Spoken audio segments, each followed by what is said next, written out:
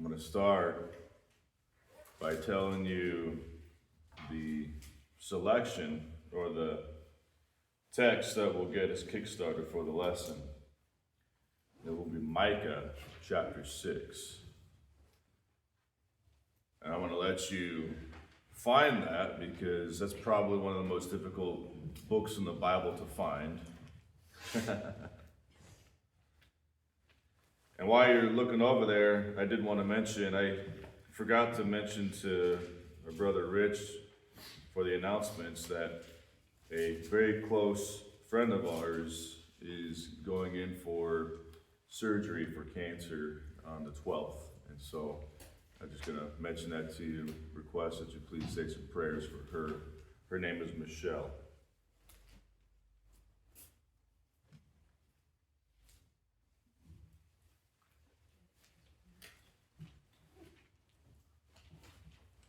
We're in Micah chapter 6.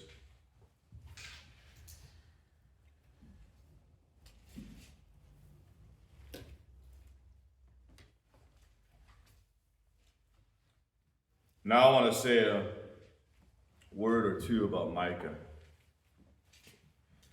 and give you a little bit of his background. Now, Micah was a contemporary of Isaiah. You know, Isaiah is probably, of the prophets, of the authors anyway, the most famous and popular, just because he's the messianic prophet. You know, lots of his writings were quoted in the New Testament, lots of them, over and over again. But Micah, his book is a lot smaller, and you know that this section of books in the Bible is known as the minor prophets. And it's not because they're any less important, it's literally just because they're shorter. That's the only reason why. And then you got a couple of major prophets as well, and those are the big ones. And Micah, like I said, was a contemporary of Isaiah. He was sent to preach basically the same message, that judgment is coming. But one of the things that I appreciate about Micah is he brings us a slightly different angle and level of God's perspective. You know, the other prophets do a fabulous job of this, and some of them do it in always different ways and styles and flavors. But Micah does so in a certain sense, which we're going to get into throughout the lesson. So put a bookmark in the book of Micah chapter 6, because we will come back to it. But we're going to start just by reading verse 5. So Micah chapter 6 and verse 5. It says, "O my people, remember now what Balak, king of Moab, consulted, and what Balaam, the son of Beor, answered him from Shittim unto Gilgal, that you may know the righteousness of the Lord." So I'm going to pause right there. I wanted to just give you that one verse to get us started. First off, you can already tell by the first three words of this verse, "Oh, my people." Whenever God speaketh in such a way, you can tell that he is emotional. God is an emotional God. He has enormously rich love and compassion for his people, and his heart aches when his people don't do what he says and rebel and reject him and don't love him back the way he loves us. So whenever you find that kind of language, "Oh, my people," you can see the perspective of God in that. And then he goes on to say, "Oh, my people, remember now what Balak, king of Moab, consulted." Now, I'm just going to give you a very brief refresher on what this is talking about. Now, this goes back to the book of Numbers. And now, this was during the period of time of the wandering, the 40 years of wandering of the children of Israel. And they were in Egypt, which was south, and they kind of started moving north up toward the promised land, right? They ended up moving their way into the east side of the River Jordan, which is on the east of the promised land as well. And there were other kings in that period, that area, where they didn't want them there, and so what God did was he just let them conquer them. And King Balak was one of the kings that tried to get Balaam, who was a Gentile prophet, to prophesy against the children of Israel and to give him a good word. He was basically just a scoundrel of a king who was looking for a way to bribe one of God's prophets. And Balaam says, can't do it. And he tries over and over and over again, and Balaam keeps telling him the same thing. Sorry, Balaam, I can't do it. When God speaketh, you don't undoeth what he says. It doesn't work that way. And then, I think it's really neat because for some reason, you don't find a whole lot of reference to the next thing in the verse, in the scriptures. You see a couple of little pieces that bring you back to this period of time, but there's not a whole lot, which is really interesting to me. And I'm going to say a few comments about that, but we'll take a look at it now. We just read about Balaam, the son of Beor, and it says that he answered him from Shittim unto Gilgal. Okay? Now, some of you are going to have a version of the Bible that says Acacia Grove instead of Shittim. Okay? So the Acacia Grove, what this is the town just east of the Jordan River. And that was the last town that they camped in before they crossed the Jordan River over into the promised land, and the first spot that they camped there was Gilgal. Okay? So that is the way that story goes. But what's really neat, and one thing I love about this, is we actually just sung about it. And I didn't have a conversation with Jerry about it. He and I are just on a plane, He and I just have this spiritual connection, And at the same time, Ezekiel picked a couple of songs this morning as well that were like, this is going to work with my lesson for tonight, because he sang 2 songs that mentioned something about marching to Zion. And one of the songs that Jerry picked was, to Canaan's land I'm on my way, where the soul of man never dies. Now, another song that works really well with this is, on Jordan's stormy banks I stand and cast a wishful eye. So, there's a lot of songs that talk about this idea of finally making it to the promised land. And that's what this is about, this verse. Now, in the verse, if you remember, if you take a look, notice verse 5, it says, "O my people, remember." Remember. So what we're going to do tonight is go into a little bit of detail on some of this stuff, but we're also going to backtrack just a little bit to verse 4 first. Now, Micah chapter 6, verse 4. Watch what it says there.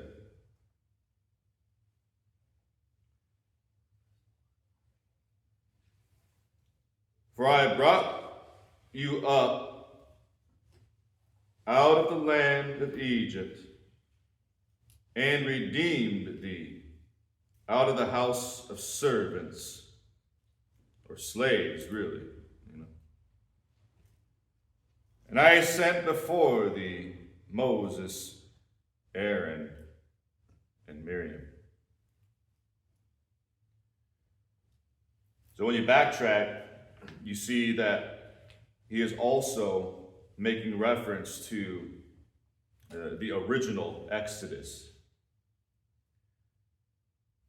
And when you read the 2 verses together, you get the coming out of Egypt, Moses being sent, and Aaron and Miriam, and then he kind of skips a big chunk of time and then moves right into the going from the east side of the Jordan River over into the west side of the Jordan River, which is crossing over finally into the promised land. And he says, remember this stuff. Remember. He's reminding them of it. So there's few aspects of this that I want us to consider. Israel is like a metaphor for one man in a lot of the historical narrative. Whenever you take a look at the children of Israel, the journeys of the Jewish nation is almost like the journey of if you inspect it on a very macro level, you can see almost like one man's life. It's really interesting whenever you unfold the way it all takes place. Even if you just consider the fact that it started with one man, Abraham, and a woman, right? That's how every single human starts. And then, of course, through the miraculous cellular process, a human is conceived and starts to become a mature person eventually, and usually goes through a lot of ups and downs, is definitely cared for by God, given life by God, and usually has to be reprimanded a lot, trained a lot, has to go into a phase of life where they go through periods of darkness, sometimes come out of that darkness. So that's how we're going to take a look at this, because this is representative of every single human life. The only unfortunate thing is the final thing that is supposed to take place, which is making it into the promised land, is not going to be the fate of everybody. And one of the aspects that I want us to consider is going to go back into the macro level of the children of Israel in this Jewish history. And the first thing I want to take a look at is going to take you back to Genesis chapter 15. So I'm going to go back to Genesis chapter 15 and show you one aspect of this historical Jewish life that resembles the life of the individual human even to this day. So in Genesis 15, this is actually going to be a prophetic saying. What's going to take place here is Abraham being visited by God. And Abraham is going to be told a couple of things as he falls asleep. And there's a lot of details, but I'm just going to read it to you, verse 13. It says, "And he said to Abram, know of a surety that your seed shall be a stranger in a land that is not theirs, and shall serve them, and they shall afflict them 400 years. You know, it's a really interesting and neat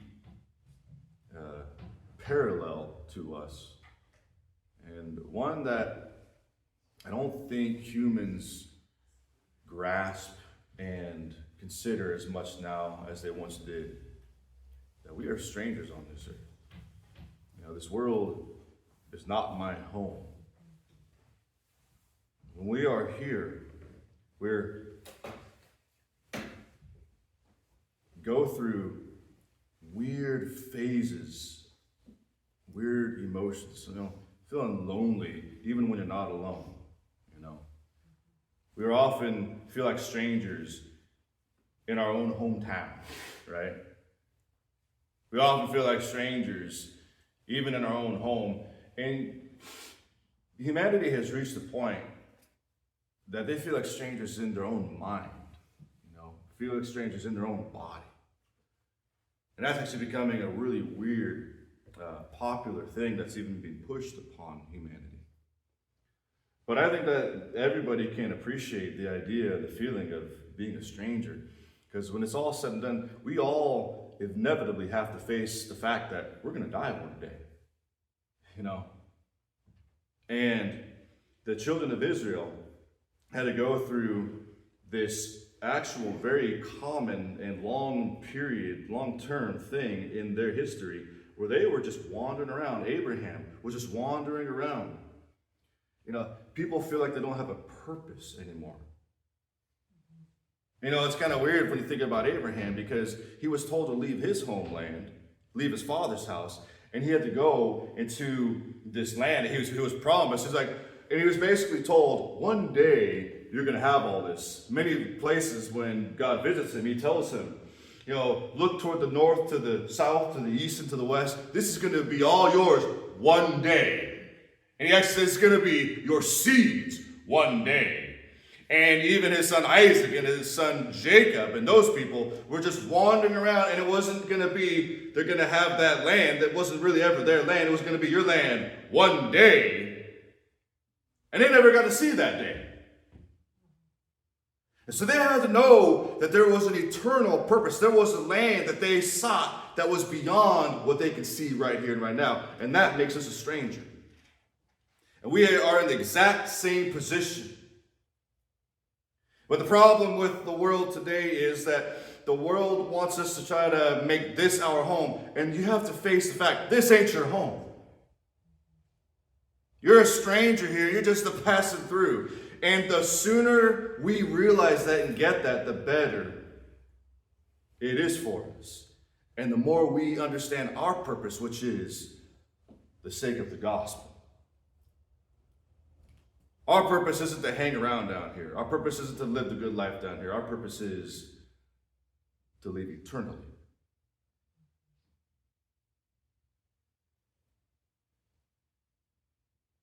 But this heritage that they had of being strangers went deeper. It actually got even worse than that. And it's actually mentioned here in this text. Now, being a stranger, that's pretty nice compared to other phases of Jewish history. The other one I want to make reference to, I'm going to take you to the book of Exodus, chapter 12. Exodus chapter 12. We're just moving on through the history of the Jews, the Hebrews, Israelites. And we actually get to see the golden era of freedom. At least it seems that that's going to be the case, but it's not quite that simple just yet. In the book of Exodus, chapter 12, I just want to read with you 2 verses out of there, verses 40 and 41. Now this is after the 10th plague took place, which happened to be the death of all the firstborn in the kingdom of Egypt. And it says in verse 40, now the sojourning of the children of Israel who dwelt in Egypt was 430 years. And it came to pass at the end of the 430 years, even the selfsame day it came to pass, that all the hosts of the Lord went out from the land of Egypt. Now, the main reason why I wanted to take you to this text right here, I love the way the King James uses certain words, like in verse 40 it says, now the sojourning. That kind of gives you that idea of wandering, or the idea of traveling, the idea of being a stranger in a certain sense. Now, it wasn't the entire 430 years that the children of Israel were in the more dark phase of this strangerhood that they had to endure. But for a certain chunk of this 430 years, they were slaves. For a certain chunk of this period of time, they were stuck serving somebody who they did not want to serve. By force and by oppression, they had to serve somebody else.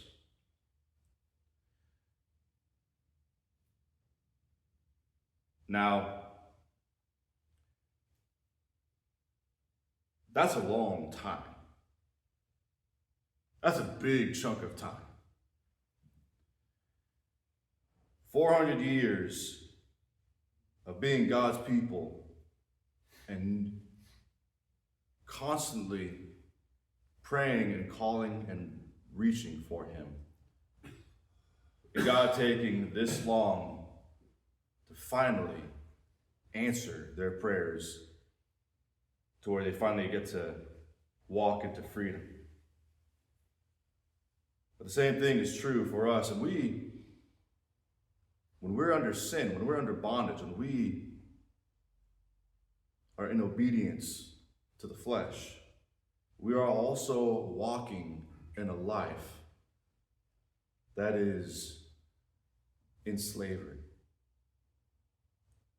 The children of Israel had to do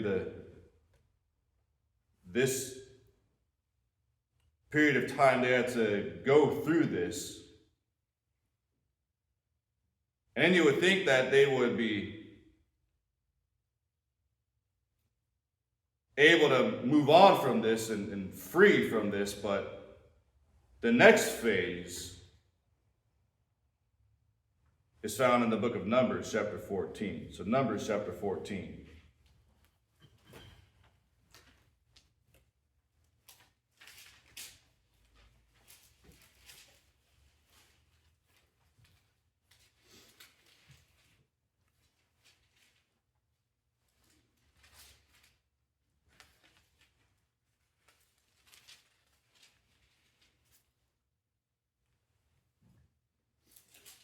So Numbers 14, 32 and 33.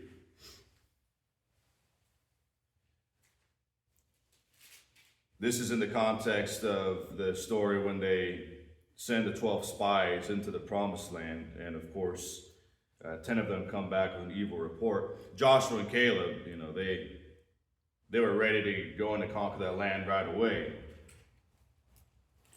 But as a result of the people raising up their voices and fussing at God,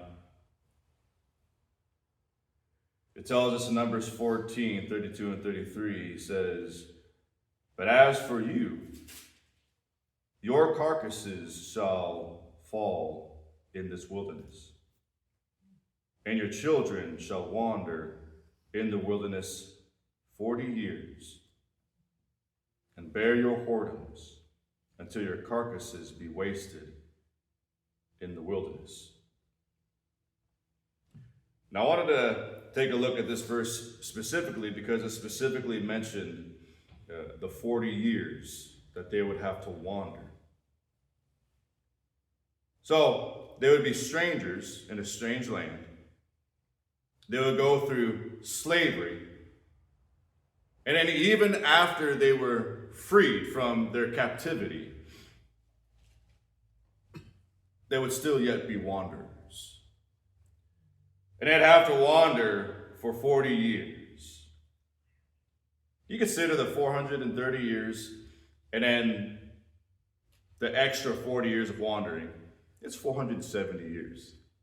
You ever stop and think about that amount of time that the children of Israel are literally, basically, just kind of waiting on God. I mean, if they're not waiting on God necessarily because they made a lot of mistakes, but they're going through this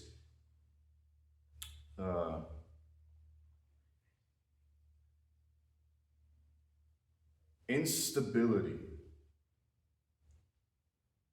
And for 470 years,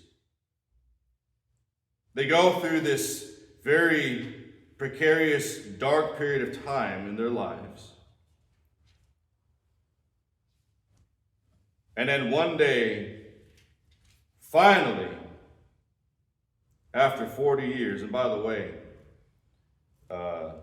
40 years is just a little bit longer than I've been alive. And because I ain't 40 yet. I keep telling people I'm hanging on in my 30s as long as I can. But after this 40 years, They finally make it to the east side of the Jordan River, and they're in the acacia grove. So now I'm going to take you over to the book of Joshua.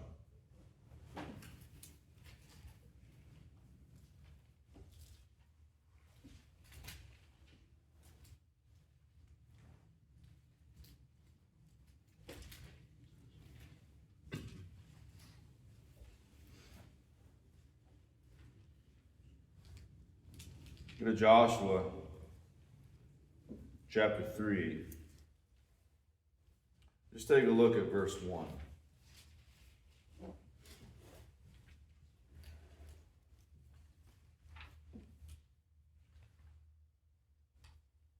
Do you know now that Moses has died?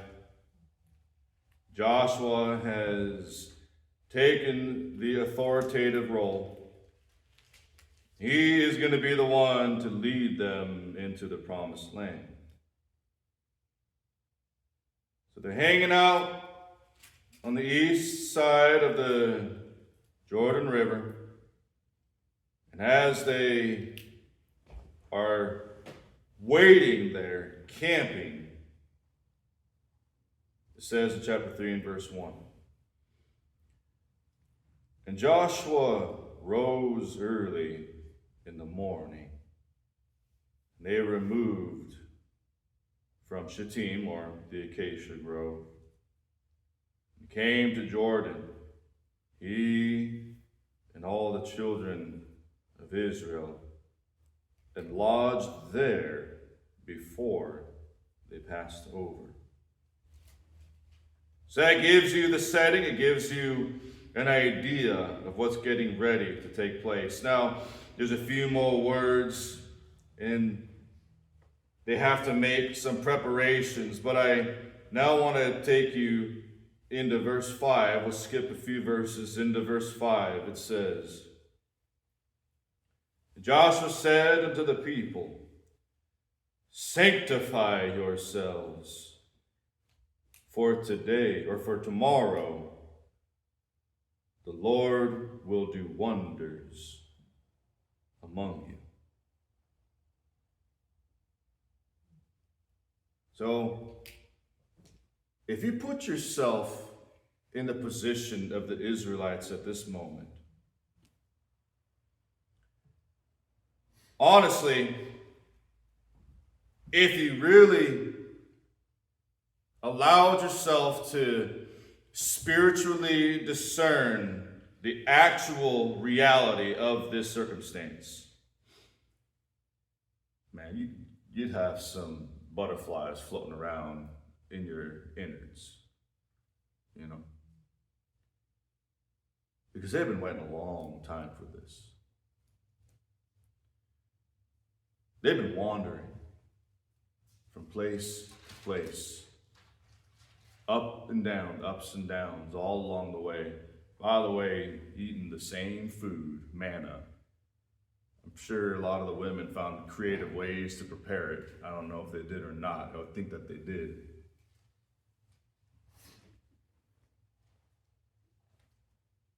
But they're finally going to make it.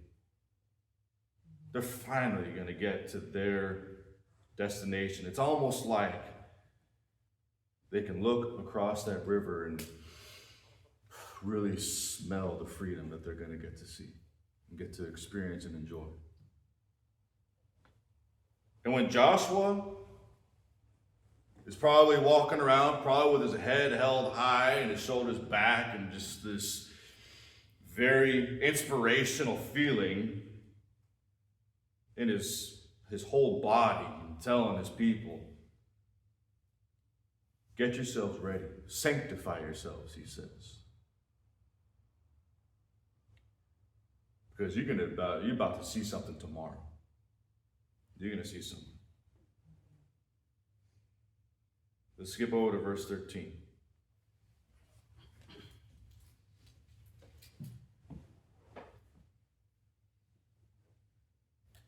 And it shall come to pass as soon as the soles of the feet of the priests bear the ark of the Lord of all the earth, shall rest in the waters of Jordan, that the waters of Jordan shall be cut off from the waters that come dried up of the waters of Jordan from before the children of Israel, until we were passed over, that their heart melted, neither was there spirit in them anymore. Oops, I skipped a page. I turned 2 pages by accident. I was like, that's weird. I made a mistake this morning too, like out of nowhere. I don't know why that happened twice in one day. Anyway, I was in chapter 3, verse 13. Okay. You know, the verses kind of went together until it didn't. Okay. I'm just going to reread verse 13. I'll just read it a little faster. And it shall come to pass as soon as the soles of the feet of the priests that bear the ark of the Lord of all the earth, shall rest in the waters of Jordan, that the waters of Jordan shall be cut off from the waters that come down from above, and they shall stand upon a heap. So that's what I should have been able to finish with.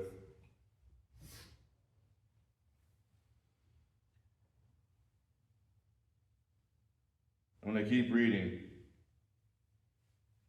I'm going to read verses 16 and 17. It says that the waters which came down from above stood and rose up upon a heap very far from the city Adam, that is beside Zeratan. And those that came down toward the sea of the plain, even the salt sea, failed and were cut off, and the people passed over right against Jericho. And the priests that bear the ark of the covenant of the Lord stood firm on dry ground in the midst of Jordan. And all the Israelites passed over on dry ground until all the people were passed clean over Jordan. One detail that I want to make mention of. I just love this because when God works, he works in his own way and he works in various ways.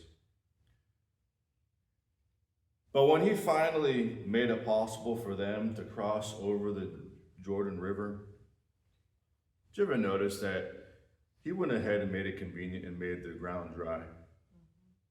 He didn't make him walk on muddy ground. He gave him dry ground to walk on.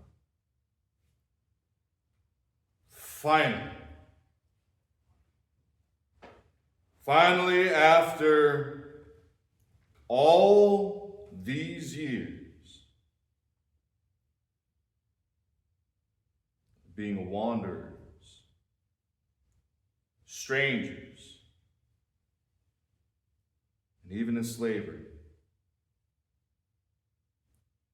God saw him through every little bit of it and never left him. So that's like a kind of a macro view of it. Just a way to say, we at least attempted to remember tonight. Amen. So remember what Micah said. He said, remember. So I'm going to take you back to Micah, Micah chapter 6.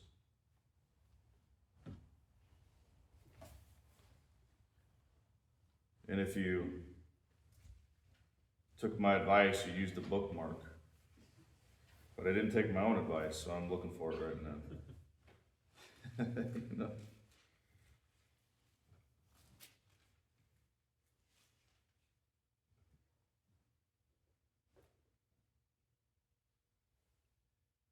So we read verse 5. chapter 6. He says, "All my people, remember now." We talked about, I made a little bit of a brief refresher of Balak and Balaam, and then of course from the Acacia Grove into Gilgal. Verse 4, he says, "Remember when I freed you from Egypt? God did wonderful things for them." So now I'm going to take you back to verse 1. I'm going to show you a little bit more of the perspective that God has before he tells them to remember these things, which we just did. Chapter 6, verse 1. "Hear you now what the Lord says. Arise, contend before the mountains, and let the hills hear your voice. Hear ye, O mountains, the Lord's controversy, and you strong foundations of the earth. For the Lord has a controversy with his people, and he will plead with Israel." I love, I can't say that I love, because this is also very dark stuff in a certain sense. But it moves me, I want to say. It moves me the way the language is brought forth here, because he is making a declaration. God is speaking here. He didn't just start by reminding them. He actually started by saying, "I am upset right now." That's what he's starting with. He says, "Let the hills hear. Let the mountains be made aware. Let it be declared from the mountaintops, all the way down to the strong foundations of the earth, that the Lord has a controversy with his people." And then it says, he will plead with Israel. And we had already talked about all the things that God had done for his people. And the fact that through their journeys and through their difficulties, God never turned his back on them. He blessed them. He took care of them. He freed them from their captivity. And he guided them through their wandering. But verse 3 is the verse that blows my mind, because this, I believe, is when you see God really ache. Verse 3. "O my people, what have I done unto thee? And wherein have I wearied thee? Testify against me." Sweet mercy.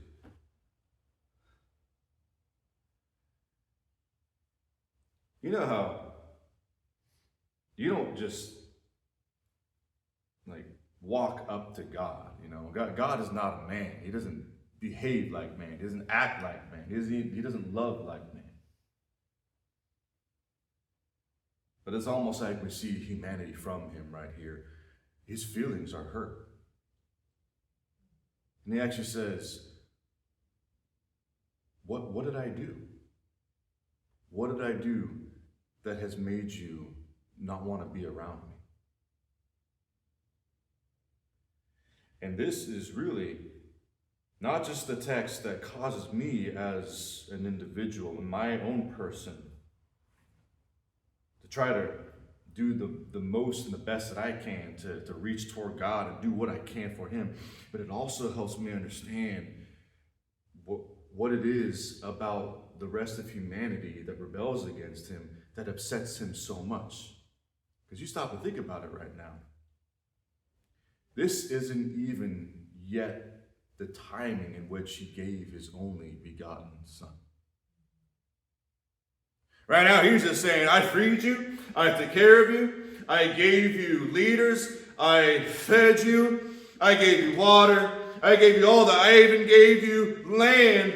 And what is it still that you need from me to make you show a little bit of respect? What did I do that you are tired of me? This makes no sense. Testify against me. Come on now. Testify against me. Say something that makes sense out of this, because I can't make sense out of it myself, God says. And that's not even yet at the timing that he gives his only begotten son. Now you stop and think about the world's perspective. When God actually gave his son, it made it all the more real to him. It made it all the more personal to him. When he gave his only begotten son, and you still reject, what do you think God's going to do with that?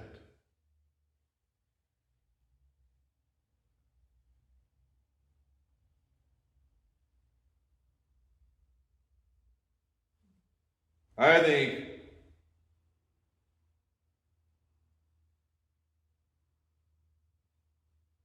it's going to break him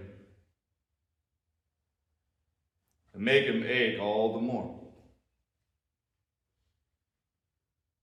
And it's because of that we ought to commit ourselves and every bit of ourselves to him.